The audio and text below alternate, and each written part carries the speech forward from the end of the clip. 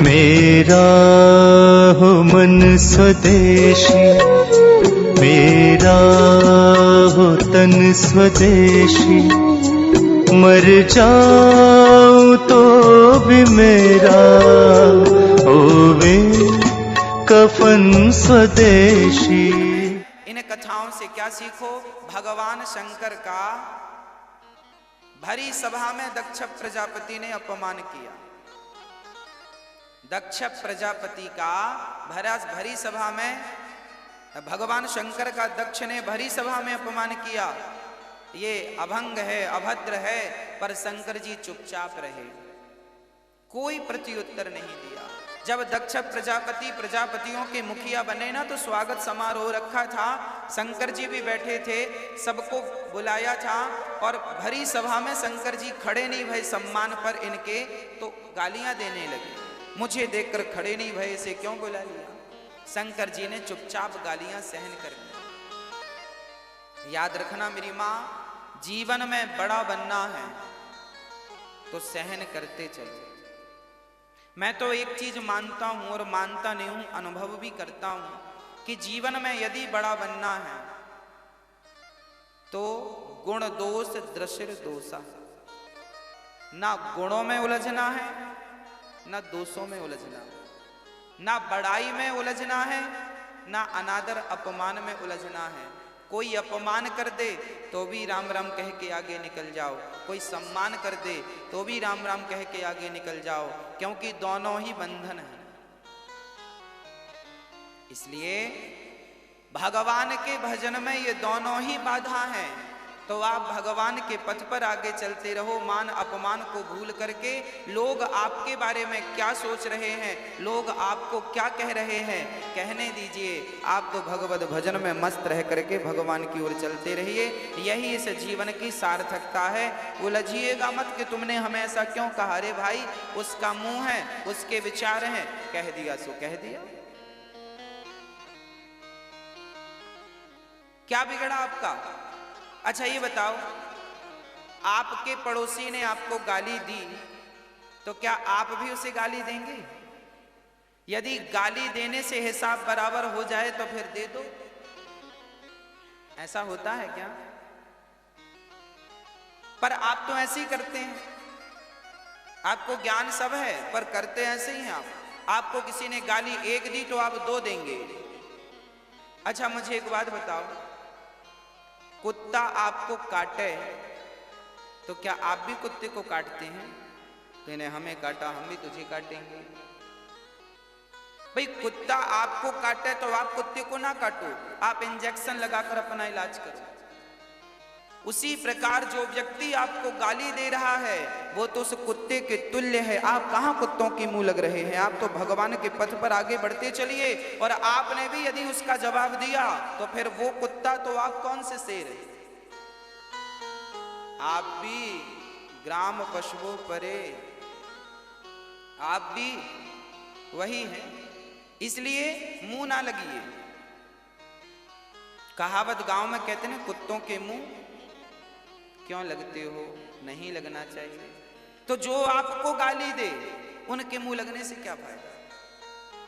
थोड़ी सी सहन शक्ति बढ़ाओ। 70 किलो का वजन है, थोड़ा सहन करो, थोड़ा बढ़ाओ अपनी क्षमता, तितिक्षवा, सहनशील बनो।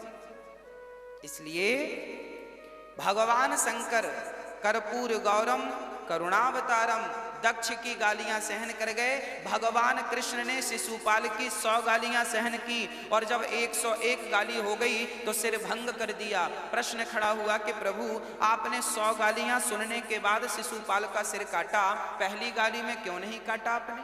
अरे भगवान 100 गाली सुनने के बाद काटते हैं। अच्छा आपको कोई गालियां दे तो क्या आप 100 गालियों का इंतजार करेंगे? 100 हो जाए फिर इसको जवाब देंगे? आप तो उसकी पूरी नहीं हो पाती और आप चालू हो जाते हैं। पर भगवान आपको मैसेज दे रहे हैं कि भगवान कृष्ण कहते हैं मैं 100 गालियों तक चुप रहा, जब 100 पार हुई तब मैंने सिर काटा, मानो भगवान आपसे और हमसे कहा कि बेटा मैं भगवान होकर 100 गालियां सुनता हूं, तो तुम इंसान होकर कम से कम 10-20 गालियां तो सहन कर लिया करो, 10-20 गालियां पचाने की क्षमता तो रखो, बात बात में जवाब ना दिया करो। भागवत आपको सहनशील बनाती है। ये कथाएं केवल सुनने की नहीं है, इनसे सीखना है कि भगवान शंकर को यदि ससुर की गालियां मिली तो आपको भी मिल सकती हैं। भगवान राम को यदि कैकेयी के दुर्वचन मिले तो आपको भी मिल सकते हैं, और माता सीता को प्रजा का यदि विरोध सहन करना पड़ा तो आपको भी करना पड़ सकता है। हर पल के लिए तैयार रहिएगा। सम्मान तो बहुत मिलता है और सम्मान तो पचा लेते हैं लोग, कई लोगों को सम्मान भी नहीं पचता, पर याद रखना सम्मान को पचा लेना कठिन नहीं है, अपमान को पचा लेना बहुत कठिन है, और जिसने अपमान को पचा लिया है वो मधुर हो जाता है। ध्रुव जी महाराज ने अपमान के कारण ही भगवान को प्राप्त किया है। माता ने अपमान कर दिया, सुरुचि माँ ने, तब साराध्य पुरुषों, जाओ तब करो, तब कहीं जाकर इस गोद में बैठोगे। धन्य है वो ध्रुव जिन्होंने भगवान के लक्ष्य को मानकर ईश्वर की प्राप्ति का लक्ष्य घर से लेकर चल पड़े, प्राप्त करके ही लौटे। जीवन का उद्देश्य भगवान की प्राप्ति हो। समाज तो आपको बहुत भटकाएगी, यहाँ उलझाएगी, वहां उलझाएगी, मान बढ़ाई पद प्रतिष्ठा, ये सब उलझन है, इसमें ना पड़ जाना। गाली के बदले गाली ना हो। अच्छा एक बात बताओ,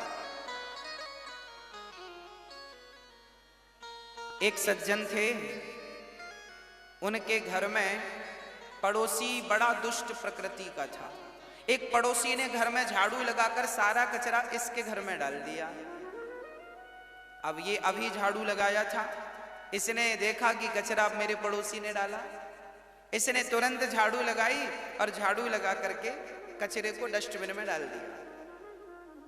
अब ये भी उसके घर में डालता तो ठीक नहीं था।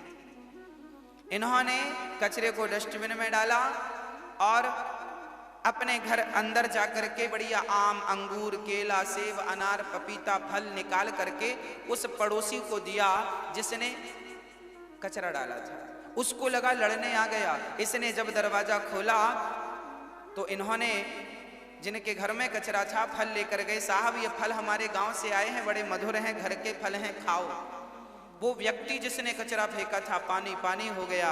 उसने कहा भैया मैंने आपके घर कचरा फेंका था और आप मुझे फल खिला रहे हो। तब उस व्यक्ति ने कहा भैया आपके पास कचरा था तो आपने हमें कचरा दिया, हमारे पास फल हैं तो हम आपको फल दे रहे हैं। जिसके पास जो होगा वो व्यक्ति वही तो देगा।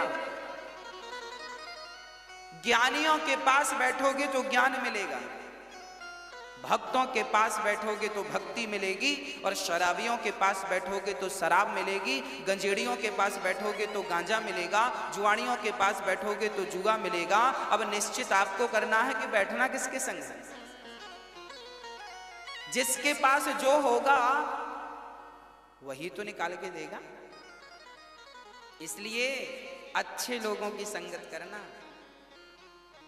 और सामने वाले को वो मत देना जो वो आपको दे रहा है, उससे भी अच्छा। वो आपको गालियां दे तो आप गालियां मत दो। एक महाभक्तमाल में कथा आती है कि एक संत जी गंगा स्नान करके लौट रहे थे, तभी एक व्यक्ति ने उनके ऊपर थूक दिया। महात्मा जी तुरंत गए गंगा में एक डुबकी लगाए, फिर आए, उस व्यक्ति ने फिर थूक दिया। संत जी फिर गए, फिर आए, उस व्यक्ति ने फिर थूक दिया। संत जी फिर गए, फिर आए, उसने फिर थूक दिया। उसने 100 बार थूका और संत जी 100 बार, और संत जी के साथ उनके चेला शिष्यगण थे। उन्होंने कहा गुरु जी आज्ञा दो तो इसकी कमर तोड़ डालें, हाथ पांव तोड़ के हाथ में दे दो।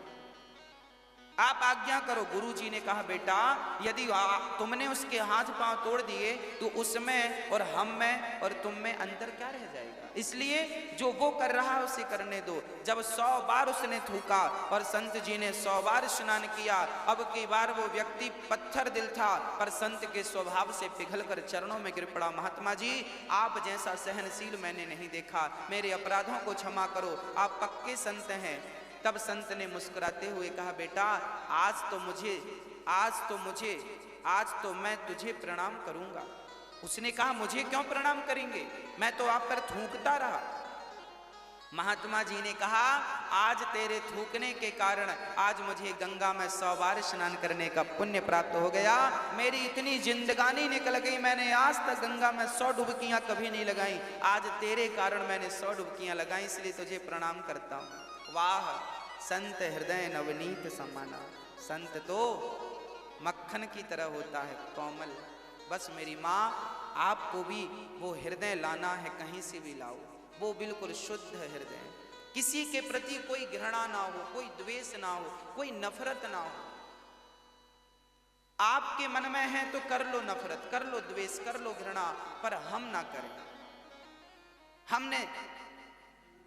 हमने अपने को ठीक करना है, हमें अपने को ठीक करना है, हमें पड़ोसियों को ठीक नहीं करना। पड़ोसी बाद में ठीक हो जाएंगे, पहले अपने को ठीक करो, अपना स्वभाव बदलो, अपने विचार बदलो।